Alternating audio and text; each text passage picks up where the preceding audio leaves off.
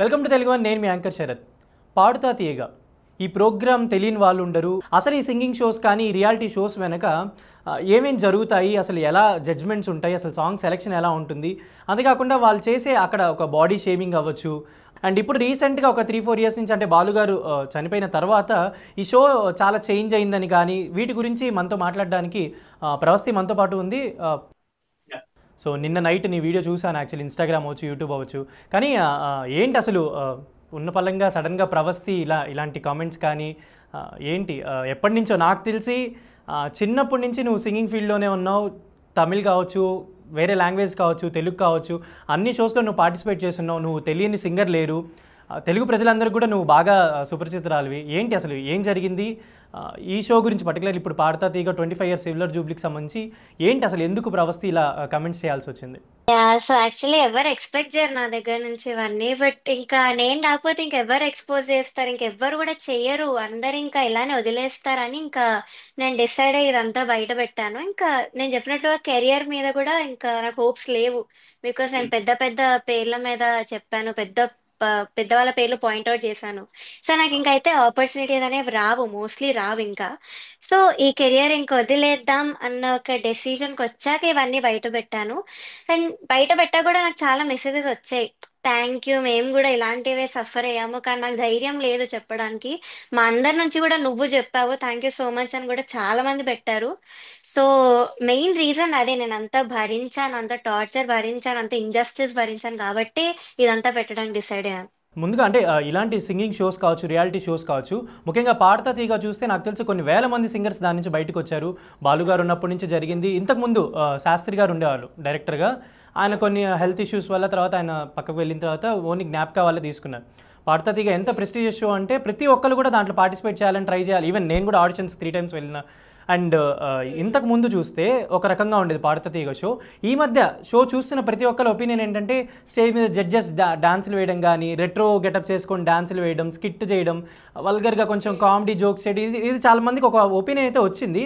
Particularly ఇప్పుడు ఈ 25 years silver జూబ్లీకి సంబంధించి అసలు ఏం జరిగింది నీకు? అంటే నీకు డ్రెస్సింగ్ పరంగా, నీ సాంగ్స్ పరంగా ఎలాంటి విషయాలు జరిగాయి? సో మీరు చెప్పినట్టుగా it's a very prestigious reality show, because అప్పటి నుంచి వస్తుంది. ఎస్పీబీ సార్ దానికి ఒక పేరు ఇచ్చారు ఆ షోకి. సో ఎస్పీబీ సార్ ఉన్నప్పుడు మీకు తెలిసింది అఫ్ కోర్స్ అంతా నీట్ గా జరిగేది, సాంగ్స్ కానీ అవుట్ఫిట్స్ కానీ చాలా డీసెంట్ గా జరిగేది షో అంతా కూడా శాస్త్రి అంకుల్ ఉన్నప్పుడు. కానీ ఎప్పుడైతే ఎస్పీబీ సార్ వెళ్ళిపోయారో, శాస్త్రి అంకుల్ పక్కకి వెళ్ళిపోయారో, జ్ఞాపిక ప్రొడక్షన్స్ ఎప్పుడైతే వచ్చిందో అప్పటి నుంచి కూడా మీరు చూస్తే చాలా డిఫరెన్సెస్ వచ్చాయి పాడతా తీగలో. ఇలా కామెడీలు చేయడం కానీ, డాన్సులు చేయడం కానీ, ఇంకా ఆ పాటలు ఎస్పెషల్లీ సాంగ్ సెలెక్షన్ లో చాలా ఇంజస్టిస్ జరుగుతుంది అక్కడ. బికాస్ మమ్మల్ని ఒక 6 సాంగ్స్ పంపిమంటారు ఒక్కొక్క రౌండ్ కి. సో నేను పెడతాను ఆ 6 సాంగ్స్ కూడా నాకు నచ్చింది, మంచి ఒక రియాలిటీ షోలో పాడేవే పెడతాను నేను. కానీ నాకు ఒక్కదానికే కాల్ చేసి ఇవి కాదు, ఇవి మేము పాడించలేము, మాకు పనికి రావు, నువ్వు ఇంకా ఇంకా సాంగ్స్ ఇవ్వాలి అని నేను చాలా ఇస్తూనే ఉండేదాన్ని ఇంకా. కానీ అవి కూడా వద్దనే వాళ్ళు ఇంకా లాస్ట్ కి తీసుకొచ్చి మెయిల్ సాంగ్స్ కూడా ఇచ్చాను నేను కొన్ని రౌండ్స్ లో. సో మళ్ళీ అవే ఇచ్చేవాళ్ళు, నేనైతే తీసుకొచ్చి ఇచ్చానో మళ్ళీ అవే ఇచ్చేవాళ్ళు నాకు పాటలు. బట్ అయినా కూడా ఓకే, మెయిల్ సాంగ్ అయితే ఏమైంది, ఫీమేల్ పాడితే ఏం కాదు, నేను చేయగలను అన్న వేలో నేను తీసుకొని పాడాను. అంతరామమయం పాడాను, నువ్వు నాతో ఏమన్నావో పాడాను బాలు సార్ రౌండ్ లో. సో ఇవన్నీ పాడాను. పాడితే వాళ్ళు అది పాయింట్ చెప్పకుండా, ఒక ఫీమేల్ ఒక మెయిల్ సాంగ్ ఇలా పాడుతుందని చెప్పకుండా, మిస్టేక్స్ లేకుండా దానిలో కూడా మిస్టేక్స్ ఎతికి, నేను లిరికల్ గా ఏం ఫాల్ట్ చేయకుండా ఉండేసరికి, లిరికల్ గా చెప్పకుండా ఇంకేదో చెప్పి అలా చెప్పి చాలా చేశారు అక్కడ. వాంటెడ్లీ పాయింట్ అవుట్ చేసి చెప్పేవాళ్ళ కమెంట్స్ గురించి కానీ సాంగ్ పాడిన తర్వాత మీ విషయంలో? సో అది క్లియర్ గా తెలిసిపోయి జడ్జ్మెంట్ లో డిస్క్రిమినేషన్ అనేది ముందు ఎపిసోడ్ నుంచి కూడా కనిపిస్తుంది. మీరు ఒకసారి గమనిస్తే మీకు అర్థమవుతుంది. సో నేను రాగానే ఫేస్ ఒకలా పెట్టేయడం చిరాగ్గా, అంటే అసలు ఇంట్రెస్ట్ లేనట్టు. సో అలా పెట్టడం కానీ, కామెంట్స్ లో ఇలాగా తప్పు లేకపోయినా కూడా ఏదేదో క్రియేట్ చేసి చెప్పడం కానీ. నా పాజిటివ్ గురించి అస్సలు మాట్లాడలేదు. నా పాజిటివ్స్ గురించి అయితే ఇప్పటివరకు అస్సలు మాట్లాడలేదు. ఓన్లీ నెగటివ్స్ వెతికి వెతికి లేనివి కూడా చెప్పి, వేరే వాళ్ళకి మాత్రం నెగటివ్స్ ఉన్నా కూడా ఓన్లీ పాజిటివ్స్ చెప్పి అలా చేశారు. అంటే ఒక సింగర్గా లైఫ్ లీడ్ చేయాలంటే ఎంత కష్టం అనేది, అంటే నీకు చిన్నప్పటి నుంచి ఈ ఫీల్డ్లోనే ఉన్నావు. ఓన్లీ షోస్ ద్వారా కావచ్చు, రియాలిటీ షోస్ ద్వారా కావచ్చు, మీ ఫ్యామిలీ ఇన్కమ్ కూడా నాకు తెలిసి ఆల్మోస్ట్ షోస్ మీదే డిపెండ్ అయ్యి ఉన్నట్టు నాకు తెలిసినంత వరకు ఉండేది.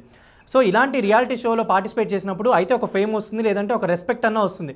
సో ఇప్పుడు చిన్నప్పటి నుంచి చూసుకోవచ్చు, కళా తపస్వి విశ్వనాథ్ గారి ముందు మీరు పాడడం జరిగింది షోలో, జానకమ్మ దగ్గర పాడడం జరిగింది, సునీత మోహన్ గారి దగ్గర ఈవెన్ న్యాచురల్ సార్ నాని గారు కూడా ఒక షోలో మీరు పాడినప్పుడు చాలా బాగా పాడారు మ్యూజిక్ డైరెక్టర్ కన్నా అన్నట్టు ఒక ప్రశంసలు. అంటే ఒక మ్యూజిక్ ఫీల్డ్లో ఉన్న వాళ్ళకి ₹1,00,000 వచ్చిన అంత హ్యాపీ ఫీల్ అవ్వరేమో, కానీ ఒక మంచి జడ్జ్మెంట్, ఒక మంచి కాంప్లిమెంట్ వస్తే చాలా హ్యాపీ ఫీల్ అవుతారు. కానీ ఇప్పుడు ఇలాంటి షో అంటే పాడతా తీగ ఎంత ప్రెస్టీజియస్ షో అయినప్పటికీ ఈ గత కొన్ని 3-4 ఏళ్ళు అంటే బాలు గారు ఎప్పుడైతే లేరో అప్పటి నుంచి చూస్తే ఇప్పుడు మీరు మెన్షన్ చేసింది కూడా ఏంటి అసలు అంటే డ్రెస్సింగ్ గురించి ఎందుకు అలా మారాల్సి వచ్చింది? అంటే బాలు గారు ఉన్నప్పుడు పట్టు లంగా ఓనీలు వేసుకొని వచ్చేవాళ్ళు, శారీస్ కట్టుకొని వచ్చేవాళ్ళు, చుడిదార్స్ ఇలా వీటిలోనే ఉండేది. నాకు తెలిసి ఆల్మోస్ట్ సింగర్స్ అందరూ పార్టిసిపేట్ చేసిన వాళ్ళు. పర్టికులర్లీ ఈ మధ్య ఎందుకు ఇలా అంటే డ్రెస్సింగ్ పరంగా మీకేం జరిగింది అసలు? మీరు చెప్పినట్టు ముందు అలా డిఫరెంట్గా ఉండేది, ఇప్పుడు అలా ఉంది. Because mainly productions is to be blamed. జ్ఞాపిక వాళ్ళే అలా చేస్తున్నారు ఇదంతా. సో నాకేమి ఇబ్బంది అయిందంటే, సారీ ఇచ్చారు ఒక రౌండ్ లో, ఫోక్ రౌండ్ లో లాలూ దర్వాజా లస్కర్ పాట వచ్చింది నాకు. సో దానికి ఒక వెరీ చీప్ ఒక సారీ ఇచ్చారు నాకు. అది ఫస్ట్ ఒక 2 times ఏదోలా కట్టారు, వాళ్ళే కట్టారు అది కూడా. సో వాళ్ళు కట్టి మళ్ళీ నన్ను రిహార్సల్ కి పంపించి మళ్ళీ పిలిచి ఇలా కాదు అని మళ్ళీ మార్చి మళ్ళీ సారీ అంతా ఇప్పించేసి అది కట్ చేసి మళ్ళీ ఇచ్చి ఈసారి పొట్టిగా కట్టి ఇక్కడ అంతా కనిపించేలాగా చాలా చాలా చాలా అన్కంఫర్టబుల్ అనిపించింది. సో ఇంకా అదే అన్కంఫర్టబుల్ తో మళ్ళీ పాడి మళ్ళీ డాన్స్ చేయమని చెప్పి ఆ అదే అన్కంఫర్టబుల్ ఫీలింగ్ తో సో ఇవన్నీ చేయాల్సి వచ్చింది. I was forced to dance అదే పాటలో. మీరు చూస్తారు నెక్స్ట్ ఒక 2 weeks లో రిలీజ్ అవుతుంది. సో ఆ పాటలో నేను డాన్స్ చేయాల్సి వచ్చింది ఆ డ్రెస్ వేసుకొని. It was very very uncomfortable. So చాలా ఒక మెంటలీ చాలా ఎఫెక్ట్ అయ్యాను వీటి వల్ల. ఇంకా అంటే దీని పరంగా కాకుండా ఇంకేమన్నా పాలిటిక్స్ జరుగుతుంటాయంటే ఇలాంటి రియాలిటీ షోస్లో జనరల్లీ కనిపించేది ఒకటి, కనపడింది ఒకటి అనమాట. ఈవెన్ జడ్జెస్ కూడా పాట మొత్తం వింటారని కూడా నాకు తెలిసినంత వరకు అయితే నేను కొన్ని షోస్ షూటింగ్ జరిగేటప్పుడు వెళ్ళినప్పుడు కూడా చూస్తే ఆల్రెడీ మొత్తం ఆ పర్ఫార్మెన్సెస్ అంతా అయిపోతూ ఉంటాయి, జస్ట్ వీళ్ళు ఒక కాంప్లిమెంట్ చెప్తారు అంతే. ఇది నేను అబ్జర్వ్ చేశాను, బట్ అవి నేను ఏంటి అనేది పేర్లు మెన్షన్ చేయదలుచుకోలేదు. సో ఎలాంటి పాలిటిక్స్ జరుగుతాయి జనరల్లీ సాంగ్స్ పరంగా కావచ్చు, వేరే కంటెస్టెంట్ వాళ్ళకి ఎవరైతే ఫేవరెట్ ఉంటారో వాళ్ళకి ఎలాంటి జడ్జ్మెంట్స్ ఉంటాయి, మీకు ఎలాంటి జడ్జ్మెంట్స్ ఉంటాయి? సో నేను వీడియోలో చెప్పినట్టుగా జడ్జెస్ వాళ్ళ వాళ్ళ సాంగ్స్ పాడితే మాత్రం మంచి మార్క్స్ ఇచ్చేయడం, కానీ మెలడీస్ కిరాణి సార్ ఇది ఓపెన్ గా చెప్పారు, మెలడీస్ కానీ ఎవరైనా పాడితే వాళ్ళకి నేను వాళ్ళు ఎలా పాడినా కూడా మంచి స్కోర్సే వేస్తాను అని క్లియర్ గా చెప్పారు అక్కడ.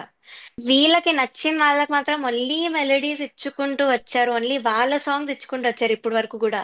అండ్ మాస్ రౌండ్ లో కూడా మాస్ సాంగ్ కాకుండా ఇంకేదో జానర్ ఇచ్చి అది వాళ్ళ సాంగ్, అది కూడా కిరాణి సార్ పాటిచ్చారు అమ్మాయికి.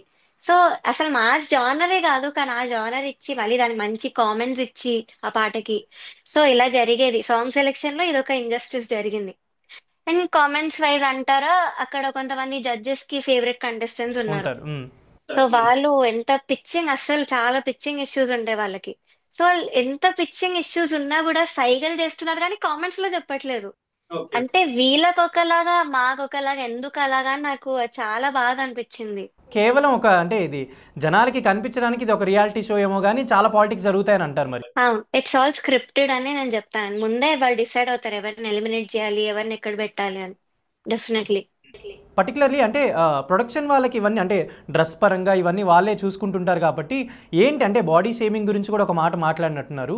ఏంటి అసలు అంటే ఎవరు దాన్ని అంటే మిమ్మల్ని కమెంట్ చేసింది ఎవరు, అసలు ఎలా జరిగింది అక్కడ మీకు? ప్రొడక్షన్స్ లో ఒక ఆయన ఉంటారు, ఆయన ముందే మా సాంగ్స్ బట్టి ఇలా అవుట్ఫిట్స్ డిజైనర్ కి పంపిస్తారన్నమాట, ఇలా ఉండాలి వీళ్ళ పాటకు అలా ఉండాలి అని.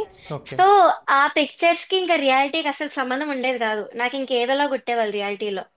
సో ఆయన అడిగేవాళ్ళు ఏంటి నేను చెప్పింది ఇది నువ్వేం చేసావంటే, ఆ డిజైనర్ వచ్చేసి ఇంకా ఈ పర్సనాలిటీకి ఎలా ఇస్తాము, ఈ బాడీకి ఇంకెలా ఇస్తాము అది ఇది అంటే, ఈయన ఆ ప్రొడక్షన్ ఆయన హీ వాజ్ లైక్ అది ఉంటే ఉండింది కానీ నేను చెప్పినట్టు ఇవ్వాలి కదా, బాడీ ఎలా అయితే ఏమైంది ఇంకా ఏం చేయలేం, బాడీని ఏం చేస్తామన్న వేలో నా ముందే మాట్లాడేది ఇదంతా. ఓకే. సో చాలా ఒకరి కాన్ఫిడెన్స్ మీద పడుతుంది కదా అలా మాట్లాడితే. మన ముందే అలా మన గురించి అలా బాడీ గురించి కానీ దేని గురించి అయినా మాట్లాడితే మనకు సెల్ఫ్ ఎస్టీమ్ అనేది ఉండకుండా పోతుంది. సో నాకు అదే జరిగింది. కరెక్ట్ పాడే ముందు ఇలాంటివన్నీ చేసేవాళ్ళు. అండ్ అంటే కిరవాణి గారు ఒక మాట అన్నారని అన్నాం, అంటే నా దగ్గర చాకరీ చేసే టీంలో పెట్టుకుంటాను అని ఎవరిని అన్నారు? అది అంటే టెలికాస్ట్ అయిందా ఆ మాట? నాకు తెలిసి ఇంకా అవ్వలేదు అని కట్ చేసేస్తారు. అఫ్ కోర్స్ అలాంటివి ఇవ్వరు టెలికాస్ట్ లో. సో నేను అందుకే బయట పెట్టాను, బికాస్ కట్ చేసినా చేయకపోయినా నేను పెడితే తెలుస్తుంది కదా జనాలకి అని. కీరవాణి గారు అంటే అలాంటి పొజిషన్లో ఉండి ఒక ఒక పెద్ద మ్యూజిక్ డైరెక్టర్ పొజిషన్లో ఉండి నా దగ్గర బ్యాచ్లో చాకరీ చేసే బ్యాచ్లో పెడతానంటే మీకు ఎలా అనిపించింది పర్టికులర్లీ? అంటే యాక్చువల్లీ వెరీ షాకింగ్ ఉండింది, బికాస్ అంత ఆస్కర్ విన్నర్, ఒక అంత మంచి టాలెంటెడ్ మ్యూజిక్ డైరెక్టర్, అలాంటి వాళ్ళు ఇలా ఒక సింగర్స్ గురించి అలా ఎందుకు మాట్లాడారు అని ఫస్ట్ చాలా చాలా షాకింగ్ అనిపించింది. And and I was very disappointed. అసలు ఎక్స్పెక్ట్ చేయలేదు, ఒక మంచి పర్సన్ నుంచి అయితే అసలు ఎక్స్పెక్ట్ చేయలేదు. అంటే జనరలీ సింగర్స్ అనే వాళ్ళకి ఫుడ్ ఏంటంటే ఏదైనా వెడ్డింగ్సో సీజన్సో ఏదైనా ఇలా వచ్చినప్పుడు పాడుకోవడం, పెళ్ళిళ్ళకి వెళ్ళి పాడుకోవడం ఇలానే ఉంటుంది వాళ్ళకి, ఏదైనా ఈవెంట్స్ వచ్చినప్పుడు చేసుకోవడం. సో దాని గురించి కూడా ఒక కమెంట్ చేసినట్టున్నారు కీరవాణి గారు, అంటే ఇలా పెళ్ళిళ్ళలో వాటిలో పాడే వాళ్ళంటే నాకు అసలు ఇష్టం ఉండదని. ఏంటి దాని గురించి ఒకసారి చెప్తారా? చరణ్ సార్ ఇది ఒక క్వశ్చన్ అడిగారు కీరవాణి సార్ని. సో ఆ క్వశ్చన్ లో ఇలా ఒక ఆయన ఒపీనియన్ చెప్పారన్నమాట, ఇలాగా మ్యూజిక్ అసలు ఎందుకు నేర్చుకుంటారు, అసలు దాని పర్పస్ ఏంటి అన్న విషయంలో ఈ వెడ్డింగ్ షోస్ టాపిక్ అనేది ఒకటి వచ్చింది. వచ్చినప్పుడు హీ వాజ్ లైక్, ఫైనాన్షియల్లీ ఎంత లో అయినా కూడా ఎవరైనా వెడ్డింగ్ షోస్ కి మాత్రం వెళ్ళకూడదు. లతా మంగేష్కర్ గారు, ఆశా భోస్లే గారు ఎప్పుడు వెళ్ళలేదు వాళ్ళు కూడా. సో నేను కూడా వెళ్ళలేదు, ఎంత లో అయినా కూడా వెళ్ళలేదు. సో వాటికి వెళ్ళే వాళ్ళు నా దృష్టిలో అసలు సింగర్సే కాదు, మ్యూజిషియన్సే కాదు, నాకు వాళ్ళ మీద ఒక అసహ్యం అన్న వేలో ఆయన మాట్లాడారు. ఇదే అన్నారు, దృష్టిలో సింగర్సే కాదు అని. ఇంకా కానీ నన్ను అంటే చూస్తూ చెప్పారు. సో టార్గెట్ చేసినట్టు అనిపించింది. కానీ అంటే అలా సింగింగ్ అంటే పెళ్ళిళ్ళకి వాళ్ళకి పాడిన వాళ్ళకి కూడా కిరవాణి గారు ఆపర్చునిటీ ఇచ్చినట్టు నాకు గతంలో అంటే కొంతమంది సింగర్స్ అయితే ఉన్నాయి. చాలా మంది. ఈవెన్ పేర్లు మనం మెన్షన్ చేయకూడదు కాబట్టి నేను చేయట్లేదు, చాలా మందికి ఆపర్చునిటీస్ ఇచ్చినట్టు కూడా ఉన్నారు గతంలో. అవును. చంద్రబోస్ గారు కావచ్చు, సునీత గారు కావచ్చు, వీళ్ళు అంటే ఎలా ఉండేది అసలు, వీళ్ళ జడ్జ్మెంట్ ఎలా ఉండేది, మీతో ఎలాంటి ఇంటరాక్షన్స్ ఉండేవి వాళ్ళతోటి? చంద్రబోస్ సార్ నన్ను యాక్చువల్లీ చిన్నప్పటి నుంచి చూస్తున్నారు, అన్ని షోస్ లో చూసారు, చాలా మెచ్చుకున్నారు. ఇక్కడ కూడా ఫస్ట్ 2 ఎపిసోడ్స్ మంచి కామెంట్స్ ఇచ్చారు, ఇలా నువ్వు ఏమి భావం తప్పకుండా, శృతి కూడా ఎక్కడ తప్పకుండా పాడతా, నాకు చాలా ఇష్టం నీలో అని కూడా చెప్పారు. బట్ సడన్ గా ఒక రౌండ్ లో రాముడు రాముడు సాంగ్స్ రౌండ్ లో ఇంకా అప్పటి నుంచి కూడా అందరూ నెగిటివ్ కామెంట్ తెచ్చుకుంటూ వచ్చారు, సునీత గారు కానీ చంద్రబోస్ గారు కానీ. అసలు లైక్ లిరికల్ గా నేను ఏం మిస్టేక్స్ ఇప్పటివరకు అయితే చేయలేదు, అది ఆయనకు కూడా తెలుసు, బికాస్ ఇప్పటివరకు లిరికల్ గా ఆయన ఏం చెప్పలేదు నాకు. సో అలా చెప్పలేక ఇంకేవేవో ఆదృత లేదు. కానీ male song same impact expect చేయలేదు కదా ఫీమేల్ నుంచి. సో అలా ఎక్స్పెక్ట్ చేసి దానికి కామెంట్ ఇచ్చి నాకు అసలు అర్థం కాలేదు, హౌ ఇస్ ఇట్ పాసిబుల్ ఒక male song female same impact ఇవ్వాలంటే అవ్వదు కదా. ఇది జడ్జెస్ పరంగా తొక్కేసే ప్రయత్నం అనుకోవచ్చా, లేదంటే ప్రొడక్షన్ వాళ్ళ పరంగా తొక్కేసే ప్రయత్నం అనుకోవచ్చా ప్రవస్తిని? తెలిసి ఇది ప్రొడక్షన్ వాళ్ళ హస్తం అంతా. అండ్ ఇంకా సింగర్స్ లైఫ్ చూసుకుంటే చాలా కష్టం ఉంటుంది. అంటే ఒక సాంగ్ వాళ్ళకి ఇప్పుడు రావాలంటే ఇప్పుడున్న స్టేజ్లో ఎవరైతే గతంలో సింగర్స్ ఉన్నారో వాళ్ళకి నాకు తెలిసి ఆల్మోస్ట్ పాటలు లేవు, వాళ్ళు ఎక్కడ వాళ్ళకి ఒక హిట్ సాంగ్ కానీ ఒక మంచి పాట కానీ వచ్చింది లేదు. అంటే ఇవాళ ఒకరి చేత పాడించుకుంటే అది రేపు నైట్ ఇంకొక ఓవర్ నైట్ వేరే సింగర్తో పాడించుకున్న ఛాన్సెస్ కూడా ఉన్నాయి చాలా వరకు. సో సింగర్స్కి అసలు నాకు తెలిసి ఛాన్సెస్ తక్కువ. చాలా టైం అంటే ఒక మ్యూజిక్ డైరెక్టర్ దగ్గరికి వెళ్ళి ఒక పాట పాడాలంటే చాలా టైం వాళ్ళు స్పెండ్ చేయాల్సి వస్తూ ఉంటుంది. సో ఇలాంటి టైంలో కూడా నువ్వు బయటకు వచ్చి నీకు జరిగిందంతా చెప్పిన తర్వాత ఎవరైనా సింగర్స్ ఫ్రెటర్నిటీ కావచ్చు, సినిమాకి సంబంధించిన వాళ్ళు కావచ్చు, ఎవరైనా నీతో మాట్లాడడం జరిగిందా ఇప్పటి వరకు? అంటే నేను పేర్లు తీసుకోను, బట్ కొంతమంది ఇలా ఎందుకు డోంట్ డూ దిస్, డోంట్ అసలు చెయ్యకి, ఇదంతా చాలా ఎఫెక్ట్ పడుతుంది నీకు అర్థం కావట్లేదని ఇప్పుడు కూడా చాలా మంది మెసేజ్ పెడుతున్నారు, పెద్ద పెద్ద సింగర్సే. అండ్ కొంతమంది పెద్ద సింగర్స్ సపోర్ట్ కూడా చేశారు నాకు కూడా అప్పట్లో అలా జరిగింది, కానీ నాకు మాట్లాడే ధైర్యం రాలేదు. మా అందరి నుంచి కూడా నువ్వు చేస్తున్నావు, థ్యాంక్ యూ సో మచ్ అని చెప్పిన వాళ్ళు కూడా ఉన్నారు. సో చెప్పారు, క్రిటిసిజం ఉంది, సపోర్ట్ కూడా ఉంది, రెండు ఉన్నాయి. అంటే ఇలాంటి షోస్లో కావచ్చు, ఇలాంటి పాలిటిక్స్ కావచ్చు, హెరాస్మెంట్స్ కావచ్చు, బాడీ షేమింగ్స్ కావచ్చు, ఇలాంటివి జరిగిన తర్వాత కూడా అవి పడి ఒక కెరీర్లో వెళ్ళాల్సినంత అవసరం ఉందని అనుకుంటున్నావా? అంటే గతంలో నేను చాలా విన్నాను, లైక్ కొంతమంది జడ్జెస్ దగ్గరికి పిలిచి మాట్లాడడం కావచ్చు, చాలా ఉంటాయి అవన్నీ. నేను I don't want mention here names also. నాకు కొన్ని సినారియోస్ తెలుసు, వాళ్ళకి జరిగిన పర్సనల్ ఒక జడ్జెస్తో జరిగిన వాళ్ళకి ఎలాంటి హెరాస్మెంట్స్ అవ్వచ్చు, ఇలా చాలా ఉన్నాయి. అవి ఇంతవరకు ఎప్పుడు బయట రాలేదన్నమాట. సో ఇలా ఇంత జరిగిన తర్వాత కూడా ఓవర్కమ్ చేసుకొని రాగలరా? అంటే వాళ్ళ కాన్ఫిడెన్స్ చాలా వరకు దెబ్బతింటుంది కదా. అవును, బట్ అది కూడా మరి ఒక లెవెల్ వరకు అయితే I don't think nobody will go forward. ఇంకా విరక్తి అనేది వచ్చేస్తుంది, ఇంకా మనం ఏదో ఒకటి వేరే ఏదైనా చేసుకుందాం. బట్ ఇదే ఇంజస్టిస్ భరిస్తూ ఇంతే ఈ హరాస్మెంట్లు అన్ని భరించుకుంటూ వెళ్ళే అవసరం కూడా లేదు నన్ను అడిగితే యాక్చువల్లీ.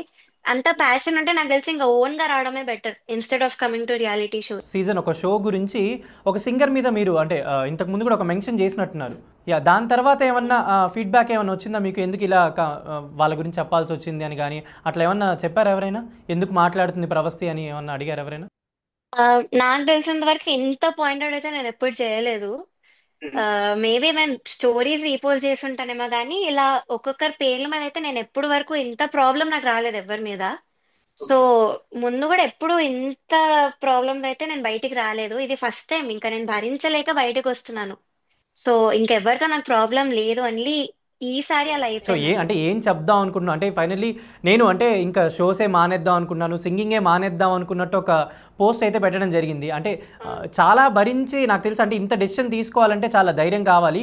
అసలు అంటే ఏం జరిగింది మొత్తానికి, అంటే ఇంకా సింగింగ్ ఆపేద్దాం అనుకునేంత స్టేజ్కి రావాల్సిన కారణం ఏమనుకోవచ్చు? ఫస్ట్ ఆఫ్ ఆల్ నేను ఇదంతా ఏదైతే భరించానో ఈ పాడుతా తీయగల అదొకటి బాగా ఎఫెక్ట్ పడిపోయింది నా మీద. కాన్ఫిడెన్స్ అనేది కొంచెం అస్సలు లేకుండా పోయింది. సో అదొకటి, ఇంకా రియాలిటీ షోస్ కాకుండా బయట కూడా ఇప్పుడు అందరు బ్యాచులు గా చేరిపోయారు. దానిలో కొత్త మందికి అవకాశం అసలు రావట్లేదు. పెద్ద పెద్ద మ్యూజిక్ డైరెక్టర్స్ దగ్గర కూడా. సో ఇవన్నీ చూసి ఇంకెందుకు మనకు వర్కౌట్ అవ్వదు, సో ఇంక వదిలేద్దాం, మనం ఇంకేమైనా చేసుకుందాం అన్న డెసిజన్ కి వచ్చే నేను ఇదంతా కూడా ఎక్స్పోజ్ చేయడానికి రెడీ అయ్యాను. అంటే సింగింగ్ ఇండస్ట్రీలో పర్టికులర్లీ గ్రూప్స్ ఉన్నాయంటారా? అంటే వాళ్ళకి కావాల్సిన వాళ్ళకే సాంగ్స్ ఇచ్చుకోవడం, వాళ్ళ ఫేవరెట్ పీపుల్కే ఎంకరేజ్ చేయడం, ఇవన్నీ మీకు తెలిసే ఉంటుంది కదా గత కొన్ని సంవత్సరాల నుంచి. ఇదంతా ఉంది. అంటే మీకు సంబంధించి ఎవరు కూడా సింగర్స్ కావచ్చు, మిగతా వాళ్ళు కావచ్చు, ఎవరైతే మీతో పాటు పార్టిసిపెంట్స్ అవ్వచ్చు, ఇప్పటివరకు ఇండస్ట్రీలో సర్వైవ్ అవుతున్న ప్రతి ఒక్కరు కావచ్చు, ఏమన్నా దీని గురించి మాట్లాడే వాళ్ళ? వాళ్ళు కూడా సేమ్ స్ట్రగుల్ ఫేస్ చేసి నాతో అన్న వాళ్ళు చాలా మంది ఉన్నారు. ఇలా నాకు అక్కడ ఆపర్చునిటీ రావట్లేదు, ఎలా వెళ్ళాలో కూడా అర్థం కావట్లేదు, వాళ్ళని రానివ్వట్లేదు అన్న వేలో చాలా మంది సింగర్స్ మాట్లాడారు నాతో.